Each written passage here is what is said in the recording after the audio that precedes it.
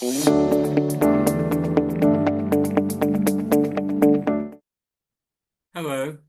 I'm Peter Towers, Managing Director and Founder of ESS BIZTOOLS. Welcome to the podcast where we will analyse the end of our first week of promotion for June.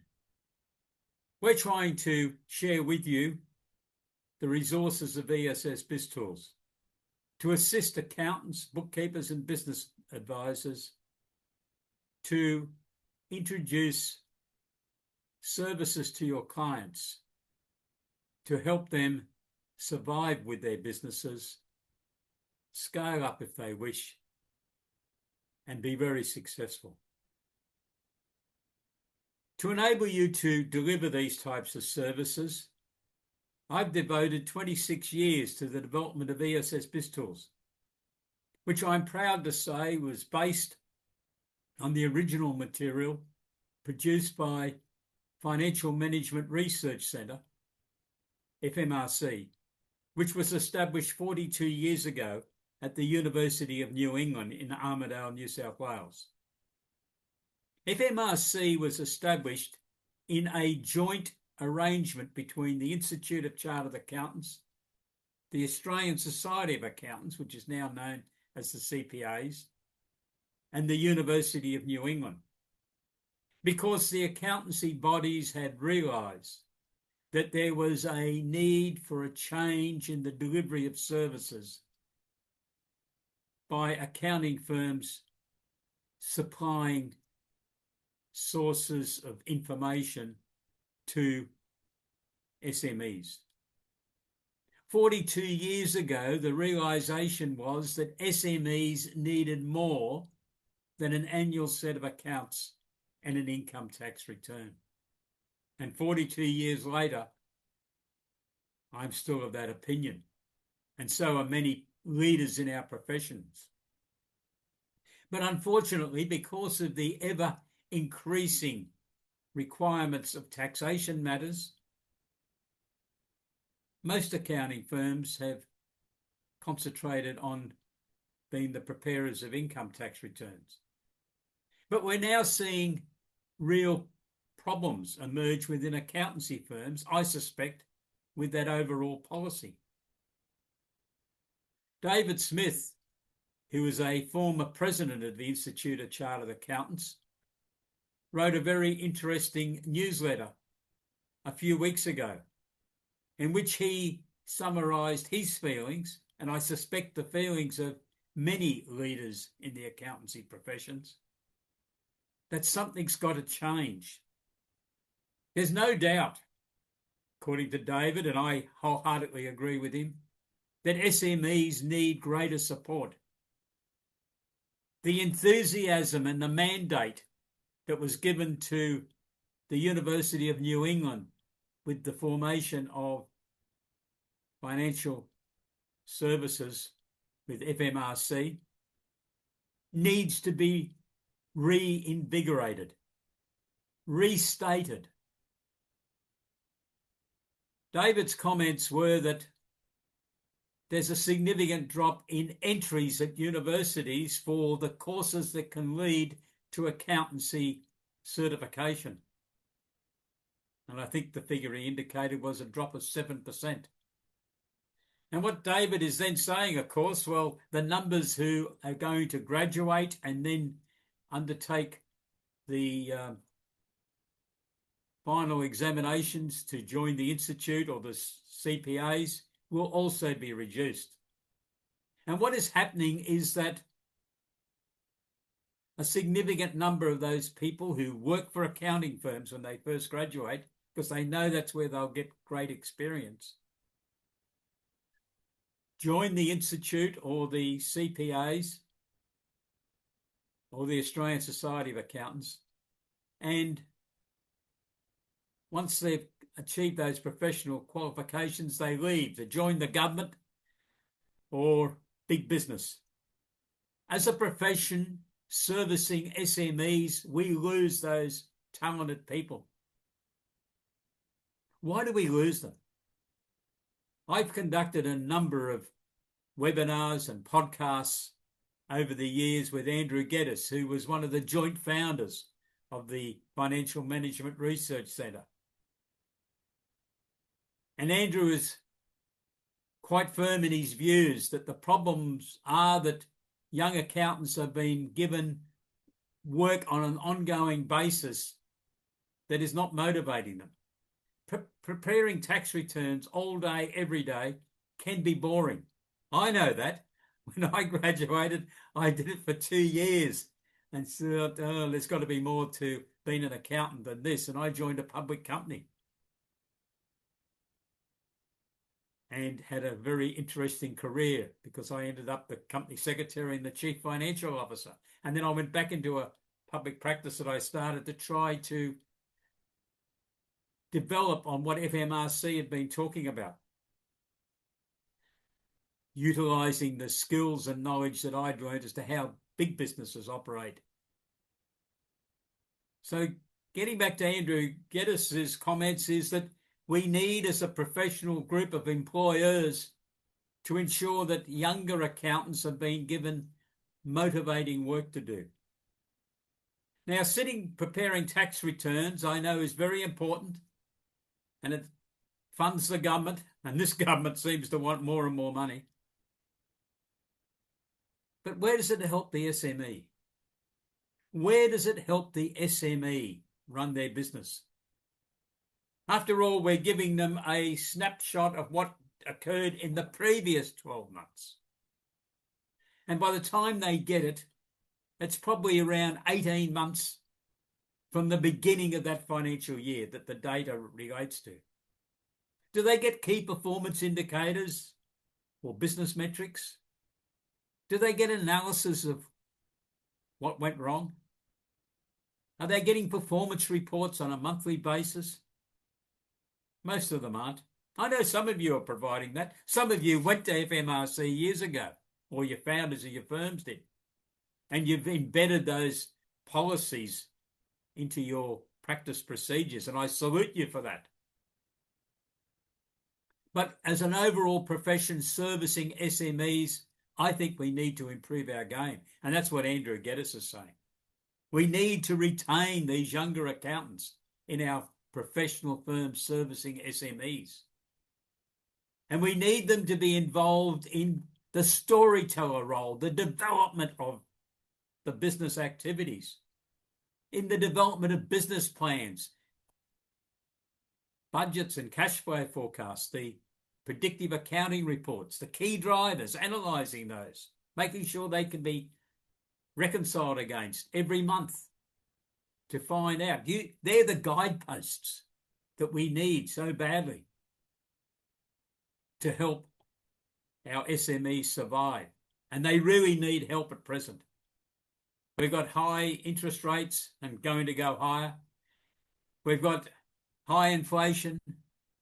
We've got a government that seems to have declared war on SMEs one way or another. It's not a good scene for SMEs. And the Ombudsman is telling us that over 50% of SMEs are not earning a profit. So a lot of them are in strife. Who do they turn to for assistance? I can think of no other professional group other than accountants, bookkeepers and business advisors who are going to supply that service to them. We need to look closely at the services we're delivering. So at ESS BIZTOOLS, we've had a good close look at what we've developed and what we're talking about. And we've decided to have a special promotion for the month of June. And this is the end of the first week, and next week's the big week, the big promotional items. Because we're offering a 60% discount on our normal subscriptions for all of our packages, but in particular, our big three, our starter package, our advanced package, and our financial forecasting package. A 60% discount for the 12-month subscription. We also have special promotions with our close affiliates, Tax Fitness, who have developed a very good benchmarking package which analyses the top 20% of the group of businesses in over 400 business categories. which gives you the top of the tree benchmarks to compare your clients to. And we have a special promotion with them also, a 20% discount on their package. And if you subscribe to that, you will get free access for 12 months to the ESS BizTools starter package as part of our overall promotion with Tax Fitness. You can get details on our website under the affiliate section product note. And we also have a venture with our other affiliate, the Boss Factor Library, Trevor Marchant, who many of you would have heard speak about selling advisory services. Trevor's an ex-training manager of Westpac, but got involved with the accounting industry about 25 years ago. And he has trained hundreds of accountants around Australia in how to sell services, advisory services to your clients. Because SME clients have really grown up over the last 50 years with no expectation that their accountants could do any further work for them. Because as a profession, we've talked tax, tax and tax. Trevor has been trying to encourage them to buy advisory services. He knew that I had advisory services, and there's other people that have developed products along the lines of advisory services. And as an ex-banker, he knows this is the sort of training that SMEs need. The tax return does not help them run their business. It doesn't tell them when they're going to run short of funds. It doesn't prepare them to be able to talk to a crowdsourced funding intermediary, to be able to try to raise capital, because they need financial projections, they need current financial accounts, they need the balance sheet. They need an understanding of directors' duties and responsibilities. There's a whole range of information they need. And one of the frightening statistics that's come out of the crowdsourced funding intermediaries is that only about 3% of the people they interview are actually admitted into the crowdsourced funding equity raising process. 3%. And I've spoke to some of those intermediaries, and they just say to me, the people are not properly prepared. And that's because they're living in this tax return regime. It doesn't help them run businesses. And we need, as a profession, I think, to be really looking serious at genuine ways that people can raise capital. Now, there's been over $400 million raised by the companies that have raised capital. That's 3%. I gather about 1.8% in total actually raised money. There's a great opportunity here. But we need to make sure that our SME clients have got the right foundations. We need, first of all, for you and me to understand our clients. Not 1 inch wide, but a mile deep. We need to go dig into their business. We need to know what their motivations are. Now, I found that when I was in a public company. I don't know if I got a mile deep, but I think I got 0.8 of a metre deep anyhow. Because I had to know a lot of other things. Had to know where the real estate was, what we owned. The company I went to didn't have an asset register, but I made sure we developed one. We had to make sure that all the agreements were documented. We had to make sure we had a proper system in for preparation of export documents and a whole range of other activities. What do your clients do who are exporting? Do you understand their export documentation processes? Can you help them in that area? I think there's a real role for accountants to be delivering advisory services. And with today's technology and today's communication, I think you can achieve that. I really do. And for the sake of SMEs, I think we have to, as a profession, deliver those services. For 13 years, I had a consultancy after I left my accountancy firm, and I was involved with the COMET program, Commercialising Emerging Technology. There were only 12 of us in Australia at any one time in that program. It was a John Howard inspired program to try to prepare companies. They didn't have to be young companies, and some of the people I worked with definitely weren't young. But they had to have developed new technology, processes or services that they wanted to raise capital. So I acted for about 120, 130 of those companies. There were a couple that we didn't proceed with because of various issues, but most of them were great people. And when I would meet them, I would say to them, who's your accountant? Oh, we haven't got an accountant. We have a bookkeeper. Oh, yeah, well, we have a tax agent. And what do they do? Oh, it's the tax return. Do you sit down and discuss your business? No, they tell us they're not there to give us advice or accounting advice.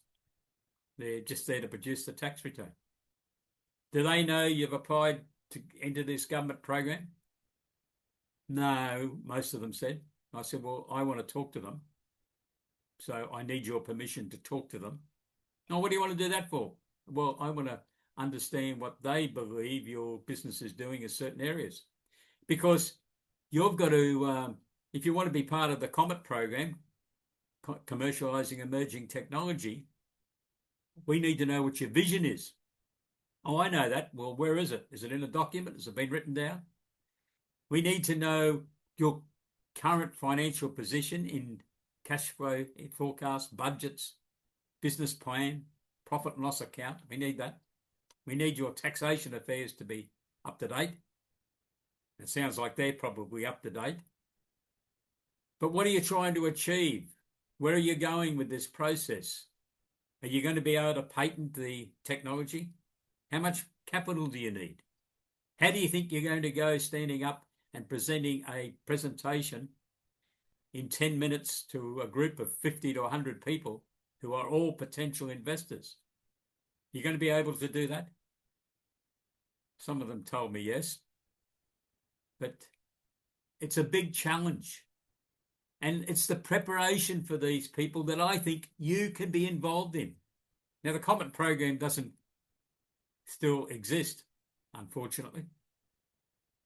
And we were working in that program long before crowdsourced funding equity raising come along, because it didn't come along to around 2018 when it finally got passed by Parliament. So all we were relying on was Section 708 of the Corporations Act, the Consolidated Corporations Act, to be able to raise capital. So the upper limit was $2 million. We could only get 20 investors. So that was challenging. But today we've got crowdsourced funding equity raising, and we've got early stage innovation company, which is great for entrepreneurial developers of new technology. Why? Because there's a benefit for investors. I hope you know about that. But if you don't, please do some research or subscribe to ESS BIZTOOLS and we'll give you the package. In fact, if you send me an email, I will send you our key article on early stage innovation company, because I want to get all accountants motivated to help SMEs, and a lot of them need assistance in the raising of capital. But they won't be able to raise capital. They'll be like only 3% being considered by the crowdsourced funding intermediaries because they're totally unprepared. They don't understand that they're really doing a public company offer to shareholders utilising the crowdsourced funding equity raising process. So there's a lot of work to be done if we are going to embrace the concept that as accountants, we can do a lot more work to assist our SME clients. So what we've been discussing this week, producing webinars, which you can access on the ESS BIZTOOLS website. So we've had trades industry charge out rate calculator. I mentioned that at the start of our little discussion in this podcast. It's essential that you can help your tradie clients to set charge-out rates that take into account realistic productivity percentages for their individual team members or categories of team members. They've reflected their overheads, expenses, that they've reflected a policy on purchases they make on behalf of their clients and what the markup will be, and then a decision, what are they going to do with that markup amount? Are they going to retain it as a super profit, or are they going to use it to subsidise their labour charge-out rates? Or are they going to use 50% of it as subsidy and have the other 50% locked away, put into a separate bank account, and perhaps have an overseas holiday at some stage in the future? This is all part of the planning process that's so important for SMEs. Now, when I was in a public company environment, anything to do with planning, costings, foreign currencies, analysing what was likely to happen if we made certain decisions, I was in the table. In fact, invariably after this, the managing director or the sales manager or our production manager set out what their question was or their vision. It was a role that, as the chief financial officer, I then steered. What's different to servicing in SMEs? I think you've got to replicate the chief financial officers in that process and assist your clients to work through these problems. I think one of the big problems that SMEs have got is they've really got no one to ask questions to. And they tell me they don't ask their accountants because they know you're preoccupied on tax. So who do they ask? Their mate at the pub, or their golfing mate who works for a government department and has been there for 35 years. I don't think he knows much about small business. In fact, I think some of the advice that the government's obviously getting in Canberra is reflective of that. They haven't got people working for them that understand business, especially at the small end of the market. They like to brag about how important small business is in the Australian economy, but they don't deliver on it. So the problem is, if your client's going off and getting advice from people who work in government-type organisations, or even some of the big companies where they're in virtually a pigeonhole position, they've been doing the same job or something very similar for 20 years. They're not a real barometer for what's happening in small business land, are they? You need to be that person, you and your team, by putting your hand up and saying, yes, we can help you. And I know it's going to cost, but I'm very hopeful. And the research that was done by FMRC many years ago indicated that with positive advice, the bottom line will increase in those SMEs. They'll cover your cost. So we then moved on to business planning. And I've stressed to you, business planning is vital for SMEs. Don't let them put it off. I think they should do a business planning exercise every year. But the maximum they should go for is 2 years. But I'd like it every year. Research and development introduction. 7,046% of the participants in the Research and Development Tax Incentive Program in 2022-23 were SMEs. They were companies with turnover. 6,000 of them were companies with turnovers under $10 million. Another 1,000 be up to the $20 million limit. After that, I say that they're not small businesses. 46%. Those people could grow into legends, great businesses, and some of them have over recent years. But they need assistance. We looked at the training services, and we plan to have a webinar today on the starter package. We had a technical issue with the presentation, I'm sorry to say. My apologies.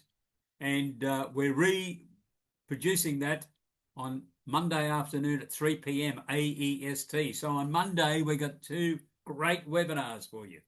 At 12 noon AEST, we've got the advanced package. I'm summarising the advanced package. And then at 3 p.m, I'm repeating with all the parts included this time, as long as our techos get everything to work right. on the starter package. So I hope you are thinking about some of the issues I've discussed.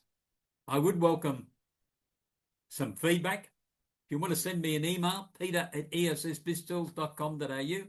You can telephone me on 0418 190 181. The team at ESS BizTools look forward to working with you, to assist you to be able to deliver an outstanding range of services to your SME clients. Stay safe, have a great weekend, and incidentally, let's all support the Socceroos on Sunday afternoon in the World Cup fixture against a team from Europe. Stay safe. Have a great day.